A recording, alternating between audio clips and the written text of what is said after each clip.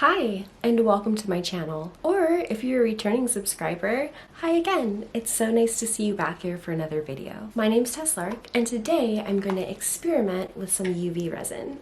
Let's Resin was nice enough to send me their UV resin starter kit, which I'm so excited to try because I've been really curious about this style of resin art. So the kit comes with everything you need to get started with UV resin, including the resin light, the resin itself, a little silicone mat, and some other tools. They also sent me a resin starter kit, so I'll be using the glitter from that as well. And as always, I'll make sure to link all the materials that I used for this project in the description below, so if you're curious to try it for yourself, all of that information will be down there for you. So I'm going to be using these little molds to make some stud earrings. So first I'm going to go ahead and take a little bit of my UV resin and pour it into one of these silicone mixing cups. Then I'm going to take a bit of my gold glitter and add that into the resin. And you do want to be careful when you're mixing pigments with UV resin especially, because the UV light needs to be able to penetrate through the resin for it to cure correctly. Now that I have my gold glitter mixed up, I'll set that to the side and repeat the process using some of my red glitter. I've never been able to make stud earrings before, so I'm really excited to use this technique to make a whole new finished product. And just a little shameless plug, I'm really trying to get this channel to 3,000 subscribers, and we're really close. I'm really thankful to everyone who has subscribed already, but go ahead and hit that subscribe button now if you're not already subscribed. And after I've got my glitter mixed up with my resin, I'm gonna go ahead and fill up the parts of the mold that I want to make into earring studs. And I'm just pouring really slowly because the resin is pretty viscous, so it takes a while to level out and you don't want to overfill your molds. And for today's project, I want to use these smaller circles and the squares, and then I think I'll use both the diamond and the triangle for my gold glitter. So I'm going to make 4 pairs total of some stud earrings. Another thing that I've read when using this type of resin is that you want to make sure you're using clear molds, again because the light needs to be able to penetrate so that the resin cures completely, and if you use some other silicone molds that are colored, you may not get a proper cure. If you've worked with this medium before, I'd love to hear from you down below in the comment section. I would really love for this place to be a community of like-minded creators that we can all learn from each other. So let me know your experience with UV resin in the comments down below. Once I have my molds filled up, I'm going to go ahead and hit them with my heat gun to pop any little bubbles that might be forming. And then I'm going to go ahead and just put the UV light right over the mold and I'll turn it on. And the UV light goes for 60 seconds, I believe, and then turns off on its own. I've also heard a couple other resin artists here on YouTube talk about how they will often flip their pieces over and cure them from the back as well, so I'm going to go ahead and do that here. But the tops are already feeling pretty cured. So just flipping that piece over and I'll cure it one more time from the back. And then I'm just going to pop these pieces out of my mold and they're totally cured, which is so crazy.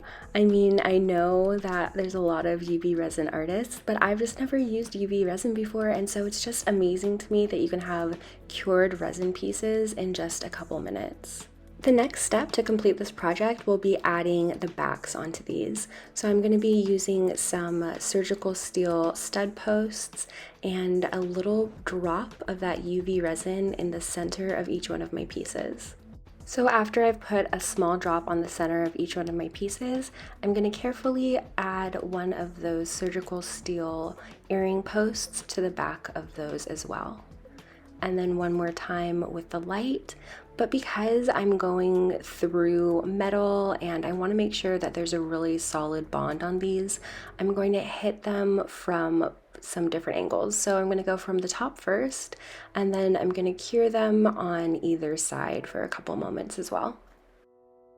After a couple minutes in the light, these definitely have a nice solid bond, and I'm really happy with how they turned out. So I'm just going to put some little backers on these, and then let's move on to another project. Oh, but first, to clear our tools, I'm just going to go ahead and cure the resin right into those, and then I can easily remove it by just kind of pushing it out just the same way that you would demold something. And I'll use a little bit of duct tape just to get any of that residual resin out of those.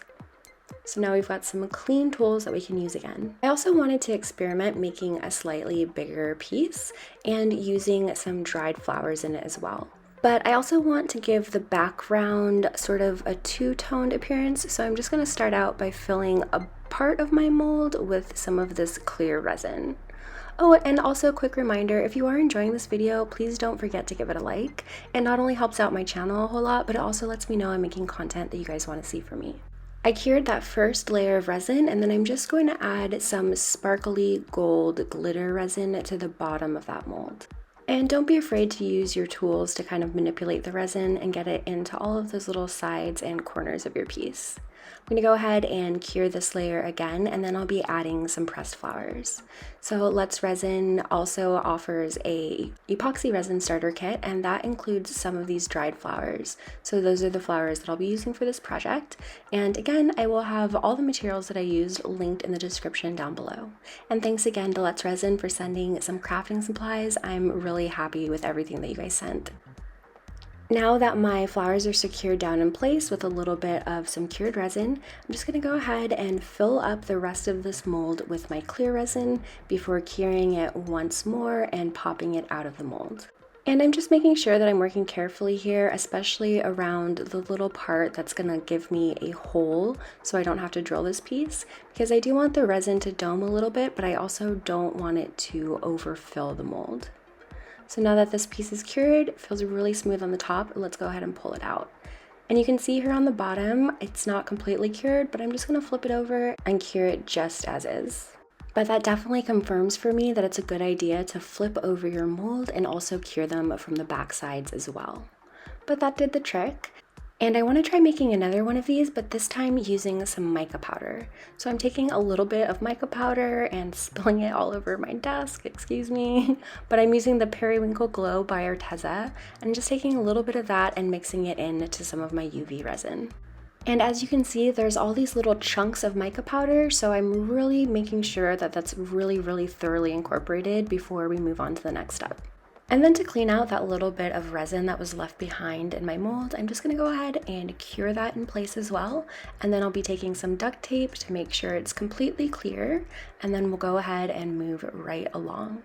So again, just starting out with my clear resin, and then I'll be adding the white to that after I've cured this first layer. I really love this pigment, especially because it has a bit of a purpley blue sheen to it in the light and just adds a really nice detail. So again, hitting that with my heat gun, trying to pop some of those bubbles before curing this layer and moving on, and again, curing it from the back as well. So I went ahead and I laid down some wet resin, and now I'm going to add my flowers to that and cure those in place so that they don't spread out through the entire piece. I didn't mention it before, but I should mention it here, that when you are working with resin, even if it's UV resin, you should be using the same precautions. So wearing gloves when you're working with your resin, protecting your working space with either wax paper or silicone mats, and making sure the area that you're working in is really well ventilated. So after I've got that cured in place, I'm going to go ahead and add my top layer of resin and cure that as well. I also wanted to try one more color combination just for fun, so using some teal and yellow flowers in this one. And for these pieces, I did not film putting them on chains because I didn't want this video to be 1,000 hours long. But if you are interested in some jewelry fabrication, I do have a playlist here on YouTube, so make sure you check that out when you're done with this video. Another benefit that this UV resin does have over epoxy resin is it doesn't cure until you put it under the light, so you do have a lot more working time when it comes to it. However, it is my understanding that it's mostly used for smaller pieces. And here's our final pieces, starting with the earrings. And the earrings are really lightweight and really sparkly, super comfortable in the ear. And overall, I think that they turned out super cute. Even in my big gauged ears, they fit really nicely, and I think that they're really lovely. I can't wait to try this with some different materials. And then here are our finished floral pendants to be made into necklaces. And let me know in the comments below which piece is your favorite. I think that I love the one at the end here with the white flower and the gold glitter, but I'd love to know your thoughts. Alright you guys, and that is this project done. I really hope that you enjoyed this video, and thank you so much for spending a part of your day with me. If you made it all the way to the end of this video, leave me some sort of smiley face emoji in the comments just so that I know that it's real. I really hope that this video inspired you to make something of your own today, and I'll see you in the next one. Bye!